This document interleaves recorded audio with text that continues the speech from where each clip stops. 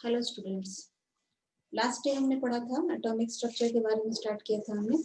उसमें bore atomic model कैसे लिखते हैं, KLM ऑर्बिट, SPDF ऑर्बिटल के बारे में हमने स्टडी की थी।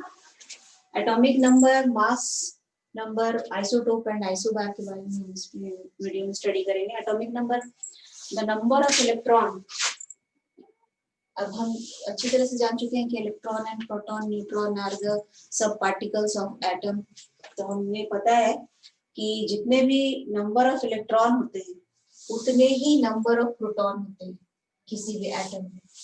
किसी भी एटम में जितने नंबर ऑफ प्रोटॉन होते हैं उतने ही नंबर ऑफ इलेक्ट्रॉन होते हैं, और उसी को हम कहते हैं एटॉमिक नंबर, जिसको कि हम डिनोट करते हैं Z से। इसलिए इसे हम ऐसे भी लिख सकते हैं कि Z = P = E।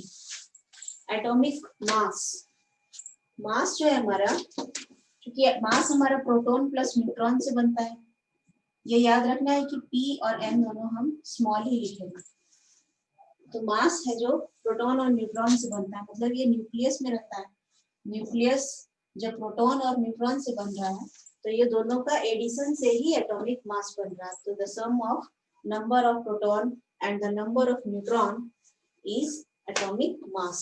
इसको हम A से डिनोट करते हैं, और A = P + N। अब हमें पता होना चाहिए कि how to write any element, element को हम उसके सिंबल से कैसे लिखते हैं। तो अगर एलिमेंट हमारा X है, तो यहाँ हम सपोज कर रहे हैं कि X हमारा एलिमेंट है, तो Z जो एटॉमिक नंबर है उसको लेफ्ट साइड में लिखेंगे, लेफ्ट में उसके बॉटम साइड में, और जो एटॉमिक मास है उसको हम उसके हेड की ओर लिखेंगे। ये हमारा प्रोसेस होता है किसी भी एलिमेंट को रिप्रेजेंट करने का। एक बात और कि एलिमेंट्स का नाम जो हम फर्स्ट लेटर लिखते हैं वो जैसे Na है तो first letter capital and A, second letter is small letter. तो इस तरह हमें इसका एटॉमिक एलिमेंट का एटॉमिक नंबर और मास कैसे लिखना है ये हमें पता होना चाहिए। जैसे Na का 11 होता है एटॉमिक नंबर और मास होता है 23। तो इस तरह हम इसे लिखते हैं। अब आइसोटोप्स के बारे में हम थोड़ा जान लेते हैं कि atoms of the same element, atoms of the same element having same atomic number, ऐसे एटम्स जिसका, ऐसे दो एलिमेंट्स या तीन एलिमेंट्स जिसका एटॉमिक नंबर सेम होगा, मतलब ये सेम होगा और एटॉमिक मास डिफरेंट होगा। जैसे क्लोरीन है तो एक दोनों का एटॉमिक नंबर सेम है और मास नंबर 35 एंड 37 है, तो ये हो गया हमारा आइसोटोप।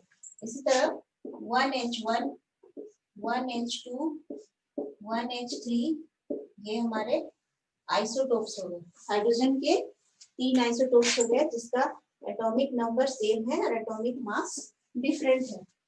अब आइसोबार्स, यहाँ तो हमने देखा कि ये सेम एलिमेंट का होता है आइसोटोप्स में, लेकिन यहाँ पे एलिमेंट्स डिफरेंट हो जाएंगे क्योंकि एटॉमिक नंबर डिफरेंस है। एटॉमिक नंबर डिफरेंस होने से एलिमेंट डिफरेंट हो जाएंगे और एटॉमिक मास इसका सेम होगा। तो वैसे एलिमेंट जिसका एटॉमिक नंबर डिफरेंट हो, एटॉमिक मास सेम हो, उस एलिमेंट्स को हम आइसोबार्स कहते हैं। Now that's all for this session. Thank you.